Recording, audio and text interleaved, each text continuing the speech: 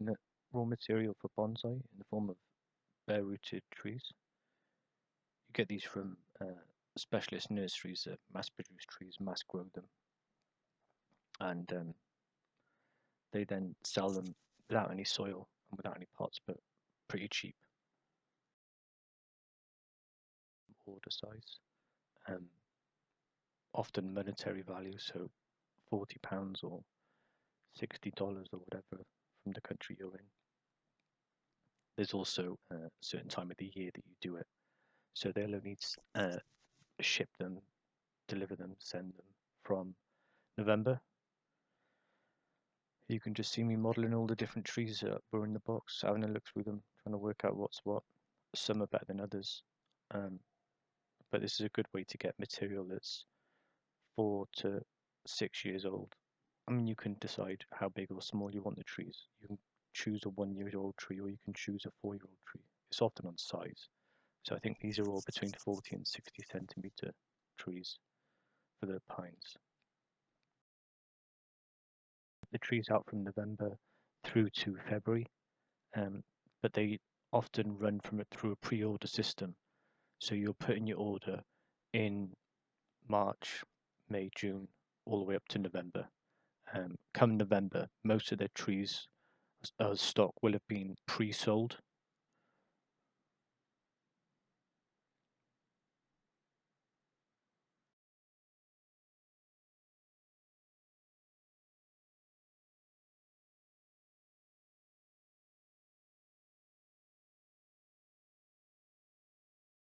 I then placed an order for some mycorrhiza, just a symbiotic fungi that helps provide nitrogen and nutrients to the tree. Make sure that you're spraying the tree's roots down. Some of the tools we're using are the concave branch cutter, the knob cutter, just some regular scissors, and then different gauges of wire, as well as my obvious coffee that I'm going to have every time.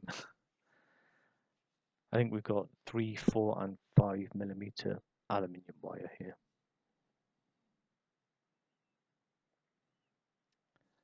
This tree came with a nice low bend already.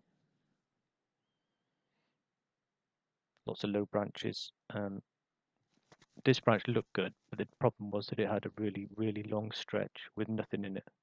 It could back bud in there, but there's no guarantee. So ideally it'd be nice to use that branch.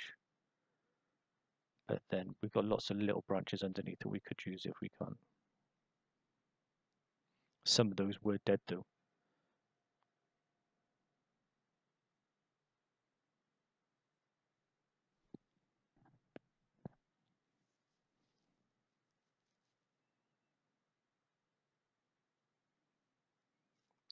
Higher up the tree, this is going to be the sacrifice branch once it's in the ground and it's growing on.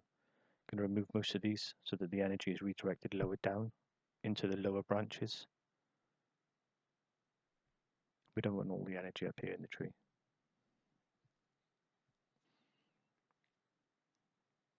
Just do some bud selection. Remove all the buds but 2.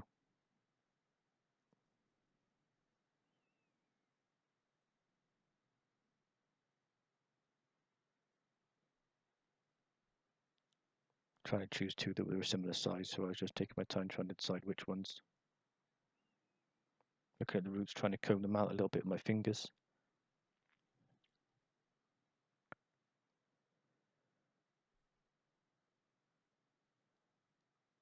It's a good chance to check out the roots, find out what's dying down there, which way things are going, and try and make sure things are all combed out nicely.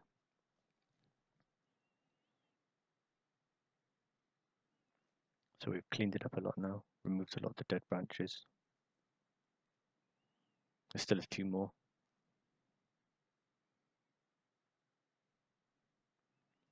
Thinning out some of the branches towards the ends, trying to encourage some back budding, making sure we've only got 2 branches, like a main branch and then a side branch.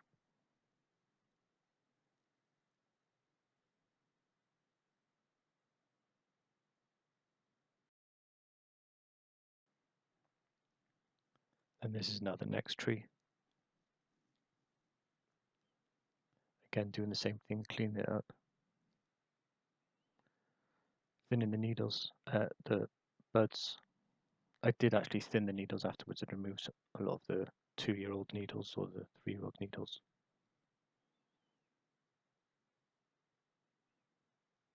You can see here that the two either side of the middle one are the same size.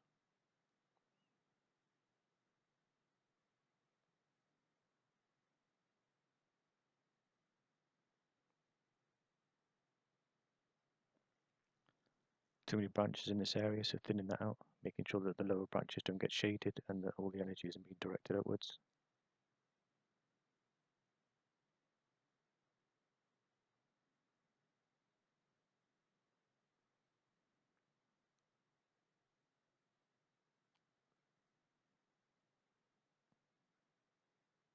You can see clearly here that this low branch that I'm working on is going to be the main leader in the future, the main trunk line.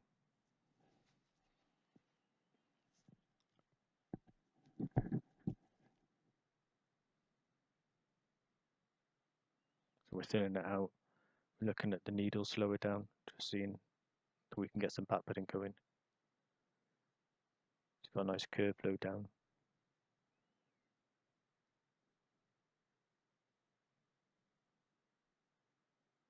And then this is the next one. I think I only ordered three Scots pines. Again, the same thing, cleaning it all up with the branches and the buds. Telling you too. Once we plant it down, we can try and make sure we spread out those roots. You can see again quite a few dead branches on these, which then limits our options. But hopefully by pruning out the top heavily, we can encourage a lot of growth down the bottom. Growth down the bottom. Now that we've cleaned it up, we can see a bit of a better trunk line. Above the hand will be the sacrifice, and we'll grow it out with those side branches. So we'll wire all those out into the direction we want. We'll leave a long bit of wire off the main trunk as an anchor point as well. And then this is the larches being wired. There were lots of these, I think 7, 8, I don't know exactly, I forget. So yeah, we just speed through these. Very similar process, obviously without the bud pruning. Wire them up, shape them as best you can. If you get lots, then some of them you can be more risky on and try and do something really fun or really extreme, some harsh bends.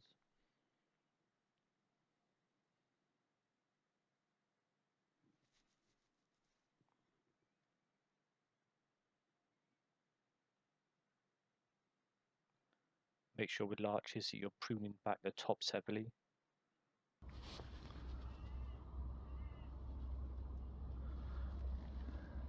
They're just kind of in whatever pots I had available at the time. Or nothing too extreme.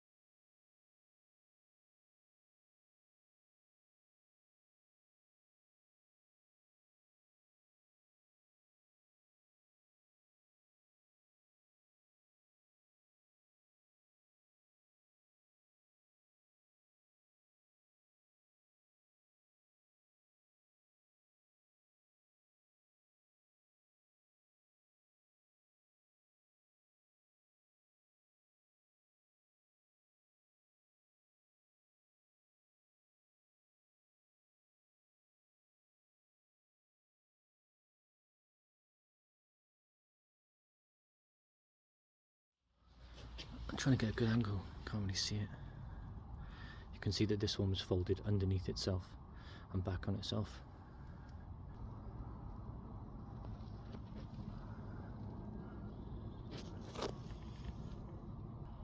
Thanks for watching, and I hope you enjoyed it. Drop a like.